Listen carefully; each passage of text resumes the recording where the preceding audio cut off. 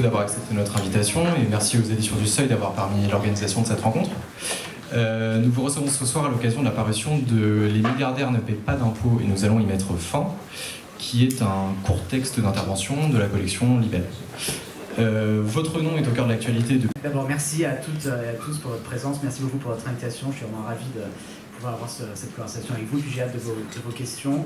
Moi, ça fait plus de 15 ans, effectivement, que mon travail de chercheur, c'est d'essayer de cartographier les grandes fortunes, d'essayer d'objectiver leurs techniques d'évasion fiscale. L'explosion de l'extrême richesse, c'est une des tendances les plus frappantes de l'évolution de nos économies depuis environ une trentaine d'années. Au niveau mondial, si vous regardez les milliardaires mondiaux en 1987, leur richesse était l'équivalent de 3% du PIB mondial. Aujourd'hui, c'est 14% du PIB mondial.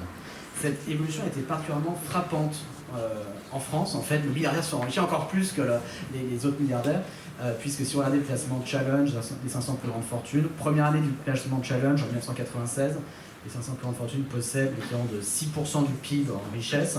Ça veut dire concrètement, ça veut dire quoi 6% du PIB? Ça veut dire avec leur patrimoine, si elles l'utilisaient, elles pourraient acheter 6% de tous les biens et les services produits une année donnée en France. Aujourd'hui, c'est 42% du PIB. Avec leur richesse, elles peuvent acheter presque la moitié de tout ce qui est produit, absolument tout ce qui est produit une année donnée en France. Évidemment, c'est très important de comprendre ce qui a été à la source de cette explosion des très grandes fortunes. Et la dimension fiscale a joué un rôle très important, puisque ce que les recherches récentes ont démontré, c'est que les milliardaires ne payent pas ou quasiment pas d'impôt sur le revenu. Et on ne savait pas jusqu'à très récemment, parce que la statistique publique, qui en France est excellente, mais est silencieuse sur cette question-là. C'est-à-dire qu'il c'est un point aveugle des statistiques publiques. L'INSEE ne nous dit rien du montant des grandes fortunes, de leurs revenus ou des impôts dont elles s'acquittent.